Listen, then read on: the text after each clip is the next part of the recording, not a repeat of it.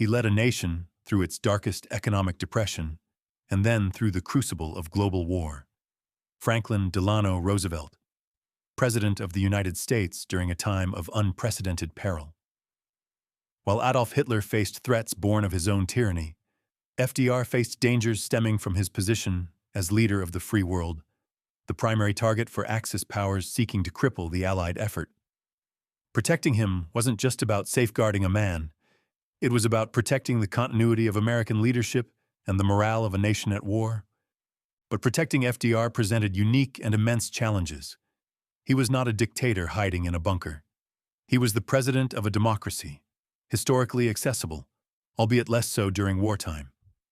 More significantly, he battled severe physical limitations due to polio, rendering him largely unable to walk, reliant on braces, crutches, or a wheelchair. And perhaps most dauntingly, he was a president who traveled extensively, audaciously, venturing thousands of miles across submarine-infested oceans and into volatile territories for critical wartime conferences. How did they keep him safe? The primary responsibility fell upon a small, elite, and incredibly dedicated group, the United States Secret Service. An agency originally founded to combat counterfeit currency, its role had expanded to include presidential protection following the assassination of William McKinley. During FDR's long tenure, and especially during World War II, the Secret Service evolved rapidly, transforming into a highly professional, meticulous, and forward-thinking protective force, forever changing the nature of presidential security. Overseen by chiefs like Frank J. Wilson and later James J. Maloney, with agents like Mike Riley heading the crucial White House detail, these men operated under immense pressure, blending traditional policing methods with cutting-edge techniques and sheer determination. Let's explore their world. What did security look like for FDR on a daily basis, and how did it adapt to the extraordinary demands of wartime? The White House itself became a hardened facility during the war, though efforts were made to maintain a semblance of normalcy. Security was layered. Uniformed officers of the White House police force later integrated more formally with the Secret Service manned gates and checkpoints. Plainclothes Secret Service agents were ubiquitous inside, controlling access, monitoring visitors, and maintaining a constant presence near the president. Anyone entering the West Wing or the executive residence underwent scrutiny. Staff, from cabinet secretaries to cooks and valets, were thoroughly vetted. Protecting FDR within the White House involved unique considerations due to his disability. Agents had to be constantly aware of his physical needs and limitations. Movement wasn't just about guarding against attack. It was about facilitating safe passage. Ramps had been installed throughout the White House, and agents often assisted FDR with transfers into and out of his wheelchair or into specially adapted vehicles. They learned his routines, anticipated his needs, becoming adept at providing physical support without appearing intrusive, all while maintaining 360-degree vigilance. Access to the Oval Office was tightly controlled by appointments secretaries, but always under the watchful eye of the Secret Service detail leader, typically Mike Riley, stationed just outside. FDR's private quarters in the residence were sacrosanct, guarded around the clock. Food security was a concern, though perhaps without the overt paranoia seen in Hitler's court. The White House kitchens were secure, ingredients sourced carefully, and staff trustworthy. While dedicated food tasters weren't standard procedure, common-sense protocols were followed to prevent tampering or poisoning. The Secret Service likely monitored food preparation and delivery, especially during travel or large events.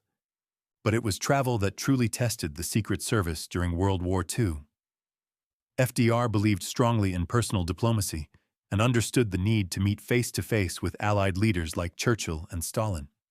This required journeys of unprecedented length and risk. Train travel was a primary method for domestic journeys, and sometimes the initial leg of overseas trips. The Secret Service worked closely with railroad companies and the FBI. FDR often used a specially designated train, sometimes consisting of regular Pullman cars, but increasingly featuring the famous Ferdinand Magellan. This wasn't just any rail car. Donated to the presidency by the Association of American Railroads in 1942, It was heavily armored with 5/8-inch steel plates and 3-inch thick bulletproof glass windows. It weighed a staggering 285,000 pounds. Inside, it offered comfortable accommodations, communication facilities, and features adapted for FDR's use. Securing a presidential train journey was a massive undertaking. Routes were planned in strict secrecy by the Secret Service, often shared only hours before departure. Pilot trains ran ahead to check the tracks for sabotage. Bridges and tunnels were guarded by railroad police, local law enforcement, or sometimes military personnel coordinated by the FBI and Secret Service. Schedules were designed to minimize stops and exposure at public stations. Agents rode not just in FDR's car, but throughout the train and on the pilot engines, maintaining constant communication and vigilance. Air travel presented even greater risks, especially early in the war when long-range aircraft capabilities were still developing and the threat from enemy fighters or anti-aircraft fire was real. FDR was the first president to fly extensively while in office. His trip to the Casablanca Conference in January 1943 was groundbreaking, the first time a U.S. president flew aboard an airplane while in office. He initially used modified bombers or Pan Am flying boats. Later, a dedicated presidential aircraft, a Douglas C-54 Skymaster dubbed the Sacred Cow, was commissioned. This aircraft was specially modified with an elevator to lift FDR in his wheelchair directly into the cabin, along with conference areas and sleeping quarters. Secret Service protocols for air travel were intense. Flight plans were top secret, often filed under misleading call signs or disguised as routine military transport. Routes avoided known hostile areas where possible. Fighter escorts from the Army Air Forces were often provided, especially over potentially contested airspace. Security at departure and arrival airfields, often military bases, was extremely tight, coordinated by the Secret Service with Army or Navy personnel. Agents flew with the president, constantly scanning, ready for any emergency. Perhaps the most perilous journeys were by sea. Crossing the Atlantic during the Battle of the Atlantic meant navigating waters prowled by German U-boat wolf packs. FDR made several crucial sea voyages, including his meeting with Churchill at Argentia Bay for the Atlantic Charter, August 1941, even before U.S. entry into the war, and trips related to the Tehran and Yalta conferences. These voyages involved immense naval protection. The president typically traveled aboard a heavily armed warship, often a cruiser like the USS Augusta or USS Quincy. These ships were escorted by destroyers and sometimes even battleships, forming a protective screen. Complex anti-submarine warfare tactics were employed, including zigzagging courses to make torpedo targeting difficult, maintaining radio silence to avoid detection, and constant air patrols by naval aircraft when within range. The Secret Service worked seamlessly with the Navy, providing close protection aboard the ship, securing FDR's quarters, and managing access. The sheer logistics and secrecy involved were staggering. Moving the leader of the free world across thousands of miles of hostile ocean required the coordinated efforts of multiple branches of the military and the Secret Service. The wartime conferences, Casablanca, Quebec, Cairo, Tehran, Yalta, represented the absolute pinnacle of security challenges. These often involved travel into or near active war zones, requiring meticulous planning and coordination not just with U.S. military branches, but with Allied security forces like Britain's MI5 and MI6, and, most complicatedly, Stalin's NK-5D in Tehran and Yalta. Entire sections of cities were locked down. Counterintelligence operations worked overtime to detect potential Axis plots or penetrations. Secret Service agents had to navigate unfamiliar environments, liaise with foreign counterparts, sometimes with suspicion, as with the Soviets, and provide round-the-clock protection in high-threat locations, all while facilitating FDR's demanding diplomatic schedule. Mike Riley's memoirs detail the incredible stress and complexity of ensuring the president's safety during these summits, where FDR, Churchill, and Stalin were all gathered, arguably the three highest-value targets on the planet, in relatively close proximity. Unlike Hitler's guards dealing with documented internal plots like the Stauffenberg attempt, There were no publicly known, dramatic assassination attempts on FDR during World War II comparable to July 20th. However, the threat was constant and taken with utmost seriousness. German propaganda often targeted FDR personally. Intelligence agencies constantly monitored Axis communications for threats. The FBI investigated potential saboteurs or spies on the home front. The Secret Service acted on this intelligence, adjusting routes, tightening security, and remaining hypervigilant. The pre-war assassination attempt on President-elect Roosevelt in Miami in February 1933, where Giuseppe Zangara fired shots into the crowd, missing FDR but fatally wounding Chicago Mayor Anton Cermak, served as a stark reminder of the dangers. While Zangara was a lone, disturbed individual rather than an Axis agent, the incident reinforced the Secret Service's mission and the ever-present threat from unexpected quarters. It undoubtedly shaped their mindset heading into the war years. Much of the Secret Service's success lay in prevention. Thorough advance work was key.